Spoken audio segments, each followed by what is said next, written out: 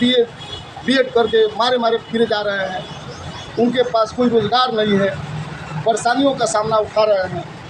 आज जो है कि दर दर भटक रहे हैं, उनको कोई रोज़गार न कोई मिलने का चांस है और नहीं मिल रहा है। मैं तो यही कहूँगा भाजपा सरकार से कि सबसे पहले हमें मंदिर मस्जिद की आवश्यकता नहीं है, हमें हमारे देश के, हमारे प्रदेश के युवाओं को रोज़गार की ज़रूरत है। आज आप जाइए थाने पर, जाइए एक छोटा सा मामला लेकर के जाइए तो प्रशासन दोनों पक्षों को जुटा करके आप 10,000 दीजिए, 10,000 आप दीजिए, फिर उनको वहाँ से बोलिए कि आप चले जाओ अपने घर।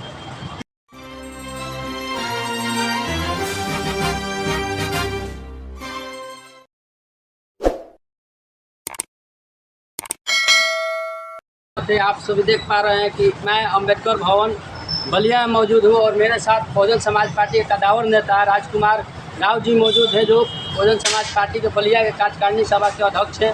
आइए हम इनसे विशेष मुद्दों पर बात करते हैं। स्वागत है सर जनता दफ्तर में। सबसे पहले मैं अपना नाम बताना चाहूँगा।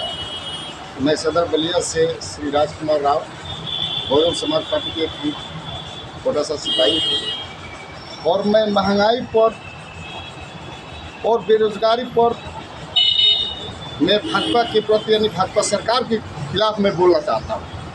सर, आप भाजपा के खिलाफ बोलना चाहते हैं। भाजपा तो ये कह रही है कि राम मंदिर बना दिए, 5 किलो राशन दे रहे हैं और गैस सिलेंडर दे रहे हैं, और जनता भी ये कह रही है कि गैस सिलेंडर तो हमको मिल ही गया। इस पर क्या कहिएगा? मैं भाजपा की सरकार से पूछना चाहता हूँ उत्तर प्रदेश के कि अगर किसी गरीब को 5 किलो राशन देने से तो पेट नहीं भर जाएगा। उसके बाद आज जो बेरोजगारी है, जो हमारे उत्तर प्रदेश के युवा MA BEd करके मारे मारे फिरे जा रहे हैं, उनके पास कोई रोज़गार नहीं है, परेशानियों का सामना उठा रहे हैं। आज जो है कि दर दर भटक रहे हैं, उनको कोई रोज़गार न कोई मिलने का चांस है और नहीं मिल रहा है। मैं तो यही कहूँगा भाजपा सरकार से कि सबसे पहले हमें मंदिर मस्जिद की आवश्यकता नहीं है, हमें हमारे देश के, हमारे प्रदेश के युवाओं को रोज़गार की ज़रूरत है। सर, रोज़गार की ज़रूरत है तो आप ये बताइए, क्योंकि भाजपा की ही सरकार में तो ऐसा लग रहा है कि सबसे अधिक यूट्यूबर हैं, फेसबुक वाले हैं और इस पर काम करते हैं तो लाखों मिलियन में भी पैसा कमाते हैं। आप एक तरफ कह रहे हैं कि रोज़गार नहीं है, आखिर मानकर चलिए उन्हीं के सरकार के बदौलत तो बहुत सारे लोग ऑनलाइन काम कर रहे हैं। अच्छा, ये बताइए ऑनलाइन, अच्छा आपसे मैं पूछना चाहता हूँ महोदय, आप भी बताइए कि आज आप कितना कमाते हैं? आज एक रिपोर्टर हैं, आप कितना पर डे कमाते हैं? आप अपने बच्चों को कोई एक कन्वेंट स्कूल में पढ़ाना पड़े तो इस पत्रकारिता से आप क्या कर सकते हैं? अपने बच्चों को कहाँ तक पढ़ा सकते हैं? अपने घर के भोजन और अपने व्यवस्थाओं को कैसे आप कायम रख सकते हैं? ये संभव है? सर जी, यदि यूट्यूब पर काम करता है, चाहे कोई फेसबुक पर काम करता है, चाहे कोई भी यदि सोशल मीडिया है, वेबसाइट इस पर काम करता है तो उससे इनकम आती है। आपको पता नहीं है, आता होगा तो आप इस तरह की बात नहीं करते। अच्छा बताइए, इनकम ठीक है। अच्छा चलिए मान लीजिए कि 1000 बच्चे में आप एक कर रहे हैं, बाकी 999 बच्चे तो बेरोजगार हैं। अब सारे लोग पत्रकार बन जाएं तो फिर जो है ये तब तो रोज़गार की कोई ज़रूरत नहीं है। अच्छा, मोदी सरकार ये कह रही है कि आप पकौड़े तलो, चाय बेचो, ये भी तो रोज़गार ही है। अच्छा ठीक, ये भी मान रहे हैं। आखिर पकौड़ा तलने के लिए तेल कितना महंगा है? आपको पता है ना कि आज तेल सरसों का 200 रुपये लीटर है, 5 रुपये का एक पकौड़ा बिक रहा है, 100 रुपये किलो बेसन है। रोड पर उसको बैठने के लिए, खड़ा होने के लिए जगह नहीं है, तो कहाँ पकौड़ा बेचेगा? मैं आपसे पूछता हूँ और सरकार से पूछना चाहता हूँ कि वो पकौड़ा कहाँ बेचे? क्यों नहीं सरकार बेरोजगारों को दुकान बना करके दे रही है पूरे रोडों पर कि सारे बेरोजगार दुकान करके अपना जीविका चलाने का काम करें? MBA चाय वाला, ग्रेजुएट चाय वाली, हमेशा ये लोग बोलते हैं कि नौकरी सब कितना कमा लेते हैं, इससे अच्छा तो हम चाय के गेड़ी लगा करके, ठेला लगा कर हम कमा लेते हैं। अच्छा, आप बताइए कि जो आज गरीब लोग हैं, गरीब तबके के लोग हैं, जो बेरोजगार हैं, चाय की दुकान चलिए 100 में 2 आदमी खोल लिया है। 98 आदमी पूरा 100% लोग अगर चाय का ही दुकान खोल लें तो पीने वाला व्यक्ति चाहिए कि नहीं चाहिए? तो उसके पास आखिर पैसा कहाँ से आएगा? जब कमाएगा तभी तो पैसा आएगा। उसके पास रोजगार नहीं है, नौकरी नहीं है। आज देखिए यही उत्तर प्रदेश में जब भाजपा की सरकार थी तो बहन जी ने उस बेरोजगारों को जैसे 10 पास है, 8 पास है, 5 पास है, उनको भी रोजगार देने का काम किया। शासन सत्ता में हमेशा कोई भी हम ऑफिस में जाते थे तो वहाँ पर जो है कि हमारी सुनवाई होती है, सुनवाई होता था।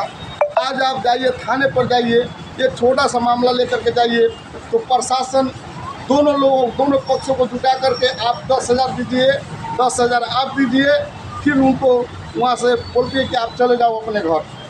यही तो प्रशासन कर रही है। योगी सरकार तो ये कह रही है कि शासन व्यवस्था अच्छा है, बुलडोजर बाबा की सरकार है। बुलडोजर बाबा की सरकार तो बहुत बढ़िया है। क्या जनता नहीं देख रही है कि बुलडोजर बाबा की जनता कितना जो है कि आज खुश है? वही लोग खुश हैं जो शासन प्रशासन है, किसी की वहाँ पर सुनवाई नहीं होती है, मनमानी लूट खसोट लगा हुआ है। न कोई ऑफिस में आप जाइए तो कोई आपका सुनने वाला है।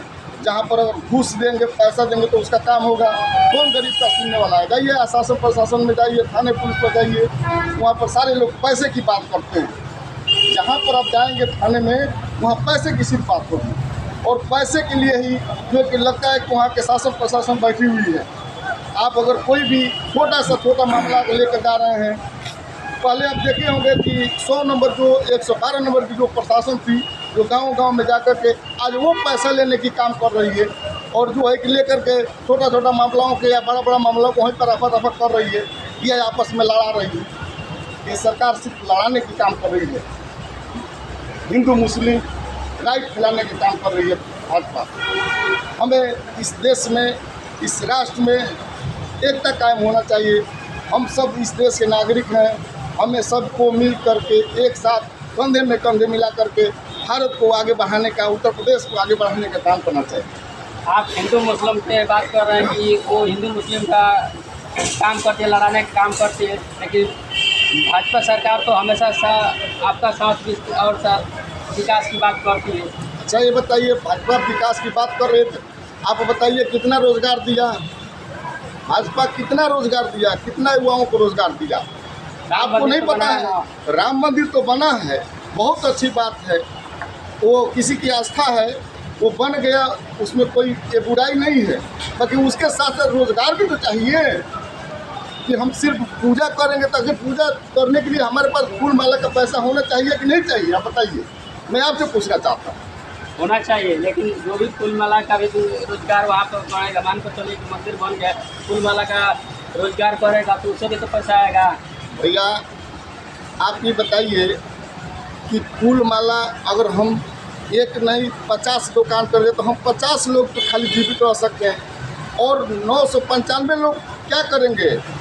हमको नौकरी चाहिए, हमको रोजगार चाहिए, हमको फैक्ट्री चाहिए, हमको कारखाना चाहिए, ताकि गरीब मजदूर के बच्चे उस फैक्ट्री में जाकर काम करके अपना जीविका चलाने का काम करें और उत्तर प्रदेश के सारे युवाओं को रोजगार मिले, ताकि सारे लोग खुशहाल अपने जीवन को जीने का। आज देखिए गरीब के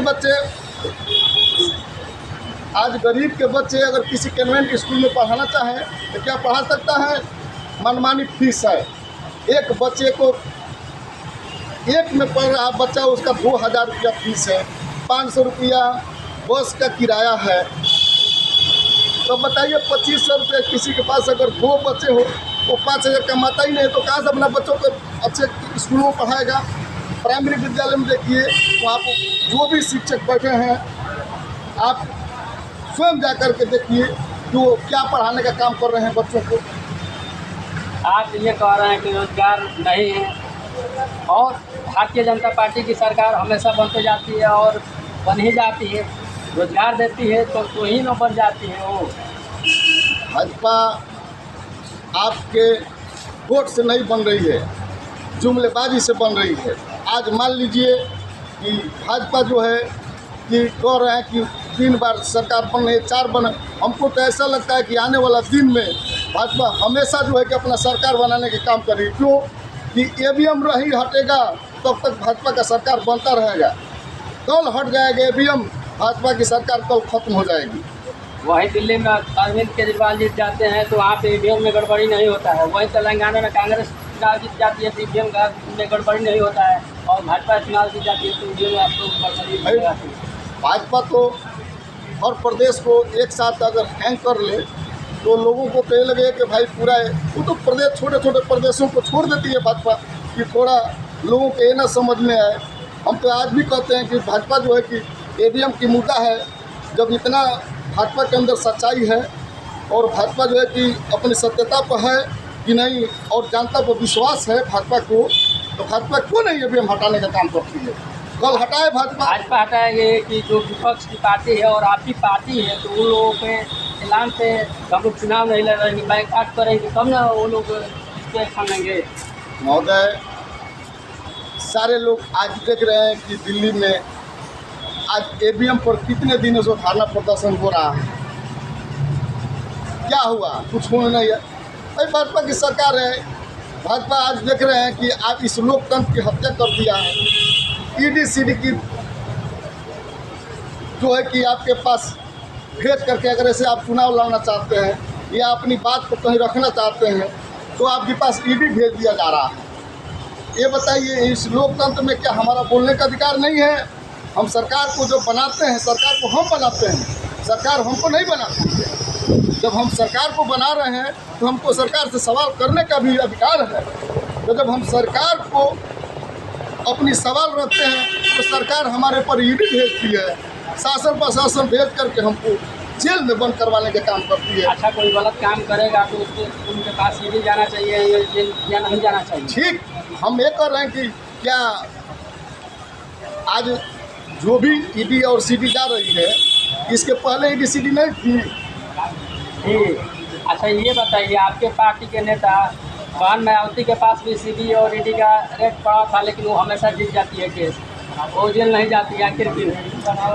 हो सकता है उनके अंदर ईमानदारी होगा, इसीलिए ना, ईमानदारी है तभी तो वो जेल नहीं जाती है, और बाकी लोग जेल क्यों चले या जाते हैं? चाहे किसी पार्टी दल के लोग सोचते हो कि उत्तर प्रदेश की बसपा के मुखिया को अगर हम ईडी सीडी का भय दिखाकर अगर जेल में भेजते हैं तो सारे लोग उग्र हो करके रोड पर उतर जाएं। इसके डर से भी भाजपा जो है कि बोलने की काम नहीं कर रही होगी।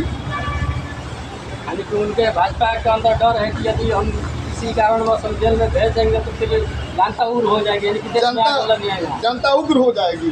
क्यों? कि बहुजन समाज पार्टी गरीबों की पार्टी है, हमेशा उसने सच्चाई पर लड़ने का काम किया है। क्योंकि बाबा साहब के सारे अनुयायी लोग हैं। बाबा साहब ने जब संविधान बनाया तो सर्व समाज के लिए बनाया, कोई एक के लिए नहीं बनाया। बाबा साहब ने जब संविधान बनाया तो सारे सर्व समाज के लिए बनाया, क्योंकि सिर्फ SC ST के लिए नहीं बनाया, सभी के लिए बनाने का काम किया। तो हमें सरकार से आग्रह है, दरख्वास्त है, निवेदन है कि आप सर्व समाज को देखें, सर्व समाज को रोजगार दें, और जो दोषी है या हम हैं या कोई भी है उसको सज़ा मिलनी चाहिए।